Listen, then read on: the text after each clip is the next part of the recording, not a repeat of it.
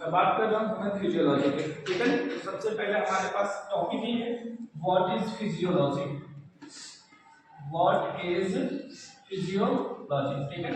देखिए physiology is what, that is the branch of biology, branch of biology, ठीक है। तो बायोलॉजी का एक ब्रांच है जिसके अंदर हम लोग स्टडी करते हैं ह्यूमंस के structure and function, structure and function का एट टिश्यू लेवल या cell level. Branch of biology which deals and studies about structure and function at आप टिश्यू लेवल की बात करो या फिर सेल, ठीक है। ठीक है, हम क्लास 11th के फिजियोलॉजी चैप्टर की बात करें, जिसका जो सबसे पहला चैप्टर है breathing and exchange of gases, ठीक है। हमारा जो पहला चैप्टर है क्या है, breathing and exchange of gases, ठीक है ना। तो यहाँ पे हमारा सबसे पहला टॉपिक क्या है, व्हाट इज ब्रीदिंग। अगर हम आपसे पूछे व्हाट इज ब्रीदिंग, ठीक है ना, तो बहुत सारे बच्चे अपनी अपनी नोटेशन क्रिएट करते हैं, ठीक है ना। तो ब्रीदिंग इज व्हाट, ठीक है ना, ब्रीदिंग इज व्हाट बोला है ना कि ऑक्सीजन का यूटिलाइजेशन करना या कार्बन डाइऑक्साइड को एक्सहेल करना क्या कहलाता है, ब्रीदिंग कहलाता है। क्या कहलाता है, ब्रीदिंग कहलाता है, ठीक है। तो यहाँ पे breathing is what, it is the movement of air, movement of air को क्या बोलते हैं, ब्रीदिंग। क्या बोलते हैं, ब्रीदिंग बोलते हैं। समझदार, मूवमेंट ऑफ एयर को क्या बोला जाता है, ब्रीदिंग बोला जाता है। और ये जो ब्रीदिंग होती है कितने तरीके, दो तरीके, एक को बोलते हैं इनहेलेशन और एक को क्या बोलते हैं एक्सहेलेशन, ठीक है ना। इनहेलेशन और एक्सहेलेशन को समझिए, ठीक है ना। इनहेलेशन का मतलब एक हमारा कोई ना कोई ऑर्गेनिज्म, ठीक है ना, सपोज करो ये कोई ऑर्गेनिज्म, ठीक है, कोई ना कोई क्या है ऑर्गेनिज्म, ठीक है ना। इसका नाम क्या रख लिया हमने, डुबो रख लिया, ठीक है ना। और इसके अराउंड कोई ना कोई प्रॉपर क्या है, इन्वायरमेंट, क्या है, इन्वायरमेंट। ये प्रॉपर क्या है,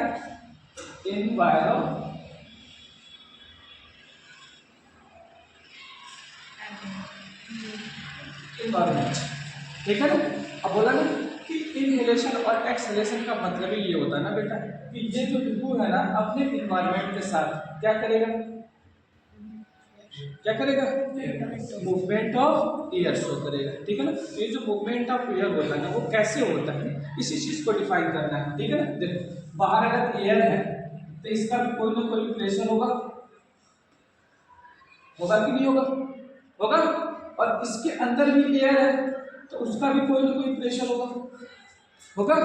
तो स्टेटमेंट है ना बेटा, जब बॉडी का प्रेशर, जब बॉडी के अंदर जो एयर है ना बेटा, उस एयर का प्रेशर अगर एटमॉस्फेरिक प्रेशर से कम हो जाए या ज्यादा हो जाए, कम या ज्यादा हो जाए, ठीक है ना, तो उसके अगेंस्ट एयर का क्या होता है, मूवमेंट। उसके अगेंस्ट एयर का क्या होता है, मूवमेंट, ठीक है। जैसे देखो इस डुबो के अंदर, इसकी बॉडी के अंदर, ठीक है ना, एयर का प्रेशर क्या है, ज्यादा है as compare to environment, as compare to environment. तो एयर का मूवमेंट कहां से कहां होगा, होगा कि नहीं होगा। और इसी के जस्ट उल्टा अगर बाहर का प्रेशर ज्यादा हो और बॉडी के अंदर प्रेशर क्या हो, कम हो, ठीक है ना। तो एयर कहां से कहां मूव करेगी, एटमॉस्फेयर से बॉडी, समझ में आ रहा है। तो यही होता है जो एटमॉस्फेरिक एयर है ना बेटा, ठीक है, एयर, ठीक है ना, अगर ग्रेटर होती है, क्या होती है, ग्रेटर होती है as compare to body air pressure, ठीक है ना। तो एयर कहां से कहां मूव करेगा, बाहर से अंदर की तरफ, बाहर से अंदर की तरफ एयर का क्या होता है, मूवमेंट होता है। और इस मूवमेंट को हम क्या बोलते हैं, इनहेलेशन। क्या बोलते हैं, इनहेलेशन। क्या बोलते हैं? इनहेलेशन। और इसी के जस्ट उल्टा, ठीक है ना, अगर एटमॉस्फेरिक एयर का प्रेशर क्या हो less than body air pressure, ठीक है ना, तो एयर का मूवमेंट कहां से कहां हो जाएगा? बॉडी से एटमॉस्फेयर, ठीक है ना। यहां पे कहां से हो रहा है? बाहर से अंदर। एटमॉस्फेयर से बेटा एयर कहां जा रही थी? बॉडी के अंदर जा रही थी, इसको क्या बोल रहे थे? इनहेलेशन। क्या बोल रहे थे? इनहेलेशन, ठीक है ना। लेकिन जब बॉडी से एयर निकल के कहां जाती है? बाहर। कहां जा रही है? बाहर। इसको क्या बोलते हैं? एक्सहेलेशन। क्या बोलते हैं? एक्सहेलेशन। दूसरे लैंग्वेज में बेटा इसको इंस्पायरेशन और इसको एक्सपायरेशन के नाम से भी जाना जाता है। क्या बोलते हैं? इंस्पायरेशन या एक्सपायरेशन के नाम से जाना जाता है, या फिर इसको दूसरे लैंग्वेज में बेटा पल्मोनरी वेंटिलेशन के नाम से भी जाना जाता है। किसके नाम से? Pulmonary ventilation. वेंटिलेशन समझ रहे हो ना? जब भी घर बनाया जाता है ना तो उसमें वेंटिलेशन क्रिएट किया जाता है। क्यों? क्योंकि एयर का क्या हो सके? मूवमेंट। एयर का क्या हो सके? मूवमेंट हो सके, ठीक है ना। तो पल्मोनरी टर्म जो यूज किया जाता है वो लंग्स के लिए यूज किया जाता है। इसके लिए? लंग्स के लिए, ठीक है ना। तो लंग्स में भी एयर का क्या हो रहा है? मूवमेंट। लंग्स में भी एयर का क्या हो रहा है? मूवमेंट हो रहा है। इसलिए बेटा इस पूरे प्रोसेस को हम लोग पल्मोनरी वेंटिलेशन के नाम से भी जानते हैं, ठीक है ना।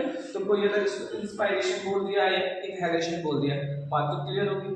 कोई इसको एक्सहेलेशन या एक्सपायरेशन बोल दिया, बात क्लियर होगी, ठीक है ना। या फिर पल्मोनरी वेंटिलेशन बोल दिया तो भी बात समझ में आ गई। क्लियर है? कोई डाउट इसमें? नहीं। मैं बात करता हूँ ह्यूमन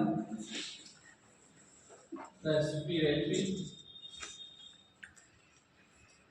सिस्टम, ठीक है। देखिए जो ह्यूमन रेस्पिरेटरी सिस्टम होता है ना वो कंपोज्ड होता है 3 अलग अलग आर्गन से। इससे 3 अलग अलग आर्गन से क्या होता है? कंपोज्ड होता है। इसमें सबसे पहले क्या होता है? लंग्स। क्या होता है? लंग्स। दूसरा होता है रेस्पिरेटरी ट्रैक्ट, ठीक है। और तीसरा होता है डायाफ्राम। क्या होता है? डायाफ्राम, ठीक है ना। तो जो हमारी ह्यूमन रेस्पिरेटरी सिस्टम है कितने चीजों से मिलकर बनी है? 3 चीजें से, lungs, respiratory tract and diaphragm, ठीक है ना। आज हम किस पे डिस्कस करने वाले हैं? लंग्स पे। किस पे? लंग्स पे, ठीक है ना। देखिए लंग्स की स्टडी को बेटा पल्मोनोलॉजी के नाम से भी जानते हैं। किससे नाम से जानते हैं? पल्मोनोलॉजी। और लंग्स के थ्रू रेस्पिरेशन होता है तो उसको पल्मोनरी रेस्पिरेटरी सिस्टम के नाम से भी हमने डिस्कस किया है, ठीक है ना। देखिए अगर एक लंग्स का डायग्राम है, पहले बात तो लंग्स की अगर हम पोजीशन की बात करें तो सिंपल सी बात है हमारे थोरैक्सिक कैविटी के अंदर पाया जाता है। इसके अंदर पाया जाता है? थोरैक्सिक कैविटी के अंदर पाया जाता है, ठीक है ना। और इसकी जो यूनिट है वो एल्वियोलाई होती है। यूनिट क्या होती है? एल्वियोलाई होती है, ठीक है। उसके बारे में हम डिटेल में डिस्कस करेंगे। पहले हम इसके स्ट्रक्चर का डिस्कशन कर लेंगे, फिर जाके उसके एनाटॉमी का डिस्कशन करेंगे, ठीक है ना। तो देखिए अगर हम इसका स्ट्रक्चर बनाते हैं तो सबसे पहले एक ऐसे कैप टाइप स्ट्रक्चर देखने को मिलता है, दैट इज कॉल्ड एपिग्लॉटिस। क्या बोलते हैं? एपिग्लॉटिस बोलते हैं, ठीक है। और एपिग्लॉटिस किसको कवर करता है? ग्लॉटिस को। किसको कवर करता है? ग्लॉटिस, ठीक है ना। ये क्या है? एपिग्लॉटिस है। और ये किसको कवर करता है? Glottis. ग्लॉटिस, ठीक है ना। ग्लॉटिस को हम लोग साउंड बॉक्स के नाम से जानते हैं क्योंकि यहीं से साउंड का क्या होता है? प्रोडक्शन होता है। साउंड का क्या होता है? प्रोडक्शन होता है। और एपिग्लॉटिस का कैप क्या है? कैप है। कोई भी फूड पार्टिकल जब भी हम लोग खाते हैं ना बेटा, ठीक है ना, तो हमारी ग्लॉटिस के अंदर ना चला जाए, रेस्पिरेटरी ट्रैक्ट के अंदर ना चला जाए, ठीक है ना। तो इसको क्या करता है? क्लोज करके रखता है। क्या करता है? क्लोज करके रखता है, ठीक है ना। ये बात आपको पता होना चाहिए, ठीक है ना। ग्लॉटिस के नीचे बेटा ट्रैकिया पाई जाती है और ट्रैकिया आगे चल के ऐसे बाइफरकेट हो जाती है। बाइफरकेट का मतलब 2 पार्ट में डिवाइड हो जाती है। 2 पार्ट में क्या होती है? डिवाइड होती है। और इसके ऊपर बेटा कार्टिलेजिनस सी शेप का कार्टिलेजिनस सी शेप का स्ट्रक्चर पाया जाता है। ठीक है, कार्टिलेजिनस सी शेप का ऐसे क्या पाया जाता है, स्ट्रक्चर पाया जाता है। ठीक है, कार्टिलेजिनस सी शेप का क्या पाया जाता है, स्ट्रक्चर। मोस्टली हेलाइन कार्टिलेज का बना होता है। किसका बना होता है, हेलाइन कार्टिलेज का। और शेप कैसा होता है, सी लाइक। सी लाइक का मतलब है बाहर से पूरी तरीके से कवर्ड होता है और अंदर से क्या होता है, ओपन होता है। क्या होता है, ओपन होता है। और इसका मेन सिनेरियो ये है ना बेटा कि ट्रैकिया को हमेशा ओपन रखें, ट्रैकिया को हमेशा क्या रखें, ओपन रखें। अगर नॉर्मली ये हाइलाइन कार्टिलेज नहीं होता ना बेटा, तो हो सकता था ये मसल दूसरी मसल से क्या हो जाए, चिपक जाए। क्या हो जाए, चिपक जाए। ठीक है ना, लेकिन ऐसा नहीं होता। आप अपना गला दबा, ठीक है, दबाओगे तो दबेगा, लेकिन जैसे ही छोड़ोगे फिर अपने पहले वाली पोजीशन में आ जाता है। ठीक, पीछे से इसलिए नहीं ऐसा होता है बेटा क्योंकि पीछे से प्रोटेक्टेड होता है वर्टिब्रल कॉलम से। वर्टिब्रल कॉलम से क्या है, प्रोटेक्टेड है, इसीलिए पीछे ओपन होता है। ठीक है ना, तो आपको याद रखना है। ठीक है, हेलाइन कार्टिलेज जो यहाँ पे ट्रैकिया के अंदर पाया जाता है उसका शेप कैसा होता है, सी शेप होता है। ठीक है ना, और बैक साइड से ओपन होता है। क्यों ओपन होता है, क्योंकि ऑलरेडी वो वर्टिब्रल कॉलम से क्या है, प्रोटेक्टेड। क्या है, प्रोटेक्टेड। क्लियर है ना, कभी कभी डॉर्सल और वेंट्रल की भी बात कर लेता है। ठीक है ना, तो हमारा जो बैक साइड होता है वो डॉर्सल साइड होता है और फ्रंट साइड कैसा होता है, वेंट्रल साइड होता है। ठीक है ना, तो हाइलाइन साइड में इसका पोजीशन पूछा जाता है कि किस साइड में ओपन होता है और किस साइड में क्लोज होता है। ठीक है ना, तो डॉर्सल साइड में क्या होता है, ओपन होता है और वेंट्रल साइड में क्या होता है, क्लोज होता है। क्या होता है, क्लोज होता है। क्लियर है ना मेरी बात। ठीक है ना, अब देखिए ये पूरी तरीके से बेटा ना ऐसे लंग्स कैरी करता है।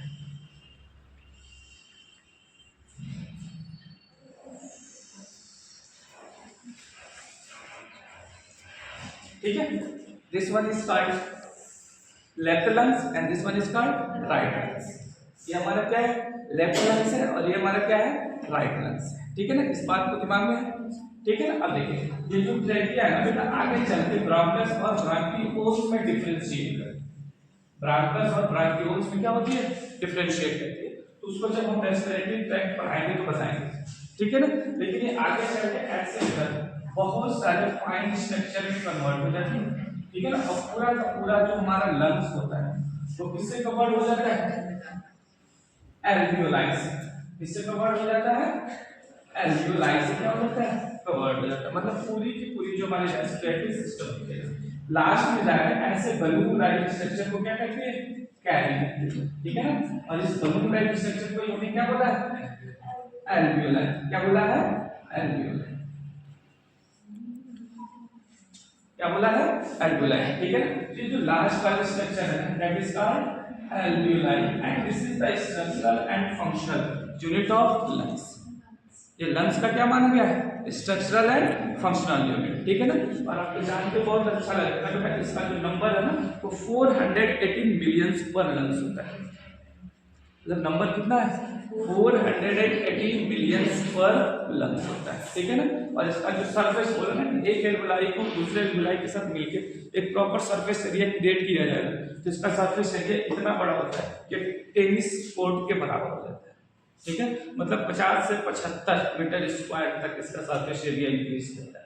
और ये सरफेस एरिया इसलिए इंक्रीज करते हैं क्योंकि हमारी गैसेस एक्सचेंज प्रॉपर वे में हो सके या सफिशिएंट अमाउंट में हो सके। ठीक है ना, और ये मेल और फीमेल में वैरी भी करता है, मेल का ज्यादा होता है फीमेल का कम होता है।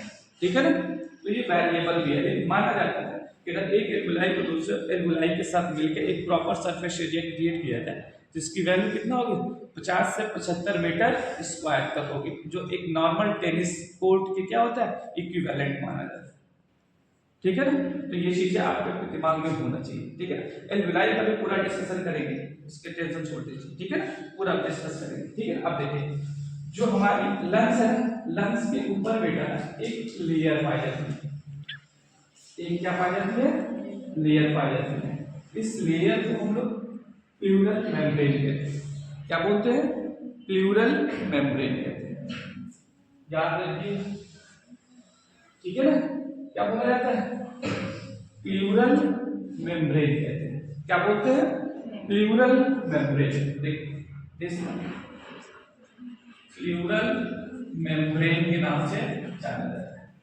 ठीक है, और जो हमारे लंग्स की जो वॉल है, लंग्स की जो लेयर है ना, इस लेयर को हम लोग विसरल लेयर कहते हैं। क्या बोलते हैं? Visceral membrane. क्या बोलते हैं? विसरल मेम्ब्रेन, ठीक है ना। तो देखिए प्लूरल मेम्ब्रेन और विसरल मेम्ब्रेन के बीच में गैपिंग आती है। क्या आती है? गैपिंग आती है। और इस गैपिंग के अंदर में फ्लूइड भरा होता है। क्या भरा होता है? फ्लूइड भरा होता है। और इस फ्लूइड को बेटा हम लोग प्लूरल फ्लूइड के नाम से जानते हैं। किसके नाम से जानते हैं? प्लूरल फ्लूइड के नाम से जानते हैं।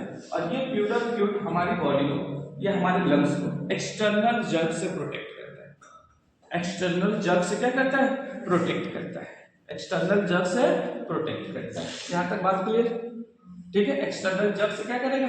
प्रोटेक्टेड करता है। ठीक है ना। अब देखिए हमारी जो लंग्स है ना, this one is called left lungs and this one is called right lungs. ठीक है ना। तो हमारे लेफ्ट लंग्स के अंदर बेटा ऐसे एक फिशर लाइक स्ट्रक्चर देखने को मिलता है। एक फिशर लाइक क्या देखने को मिलता है? स्ट्रक्चर देखने को मिलता है। राइट में दो होता है, एक हॉरिजॉन्टल होता है और एक ऑब्लिक होता है। एक हॉरिजॉन्टल होता है और एक ऑब्लिक। ठीक है ना। नीट में क्वेश्चन पूछा जाता है लेफ्ट में कितने फिशर? कितने? एक। क्या नाम? Oblique fissure. क्या बोला गया? ऑब्लिक फिशर के नाम से जाना जाता है। ठीक है ना। और राइट वाले में दो, ये को हॉरिजॉन्टल और इसको ऑब्लिक फिशर के नाम से जाना जाता है। ठीक है ना। तो वहां पे क्वेश्चन आता है, ठीक है ना, कि किसमें दो होता है और किसमें एक होता है और नाम क्या है। ठीक है ना। तो आप जब भी बोल रहे हैं कि वीडियो में आपने लक्ष्य देखा होगा कि दो पार्ट में डिवाइडेड होता है और ये तीन पार्ट में डिवाइडेड होता है। ठीक है ना। तो ये जो डिवीजन है किसकी वजह से हो रहा है? फिशर की वजह से होता है। किसकी वजह से होता है? फिशर की वजह से देखने को मिलता है। ठीक है ना। अब देखिए थोड़ी सी आप यहाँ पे ना बोला स्ट्रक्चर देखे होगे ना, तो हमने जब लेफ्ट और राइट लंग्स बनाया है तो लेफ्ट लंग्स में थोड़ा सा ऐसे नोच लाइक स्ट्रक्चर बनाते हैं। ऐसे नोच लाइक क्या बनाते हैं? स्ट्रक्चर बनाते हैं। दिस पोजीशन ऑफ हार्ट, ये हार्ट में क्या होता है? पोजीशन। ठीक है ना। आपने भी सुना होगा हमारा जो हार्ट होता है ना थोड़ा सा लेफ्ट की तरफ होता है। तो लेफ्ट की तरफ कहाँ होगा? तो लंग्स के अंदर ही तो जाएगा। तो लंग्स के अंदर ऐसे छोटा सा नोच लाइक क्या बन जाता है? स्ट्रक्चर बनता है। वहां पे हार्ट क्या होता है? सिचुएटेड होता है। बोला ना कि हार्ट का जो लास्ट वाला पोर्शन होता है ना, बोला हार्ट जब पढ़ाएंगे तो बताएंगे, तो लास्ट वाला जो पोर्शन होता है थोड़ा सा लेफ्ट साइड में जाता है। ठीक है ना। तो लोग कहते हैं हमारा जो हार्ट है वो लेफ्ट साइड में होता है। अच्छा हार्ट लेफ्ट साइड में नहीं है, हार्ट बिल्कुल सेंटर में पाया जाता है। और इस सेंटर को हम लोग मेडियास्टिनम रीजन भी बोलते हैं। मेडियास्टिनम रीजन के नाम से जाना जाता है, जो बिल्कुल लेफ्ट और राइट लंग्स के बीच में होता है। ठीक है ना। लेकिन हार्ट थोड़ा सा कहाँ जाता है? लेफ्ट साइड में चला जाता है। ठीक है ना। उसकी वजह से नोच लाइक स्ट्रक्चर क्रिएट होता है। कोई डाउट यहाँ तक? नहीं। ठीक है ना। अब देखिए लंग्स के नीचे मसल्स की एक फ्लेप पाई जाती है जिसको हम लोग डायाफ्राम कहते हैं। क्या बोलते हैं? डायाफ्राम के नाम से जाना जाता है। Diaphragm is what? That is the muscular flap, ये मस्कुलर स्ट्रक्चर। ठीक है ना। कभी कभी इसको पूछा जाता है, नीट में क्वेश्चन पूछा जाता है डायाफ्राम के मसल्स को किस नाम से जाना जाता है? डायाफ्राम के मसल्स को किसके नाम से जाना जाता है? तो डायाफ्राम के मसल्स को बेटा हम लोग फ्रेनिक मसल्स बोलते हैं। क्या बोलते हैं? क्या बोलते हैं? फ्रेनिक मसल्स बोलते हैं। And this is the most important muscles. बोला ना कि यही वो मसल्स है जो हमारी बॉडी के अंदर इनहेलेशन और एक्सहेलेशन के लिए रिस्पॉन्सिबल होता है। साफ साफ का है तो ब्रीदिंग के लिए क्या होता है? रिस्पॉन्सिबल होता है।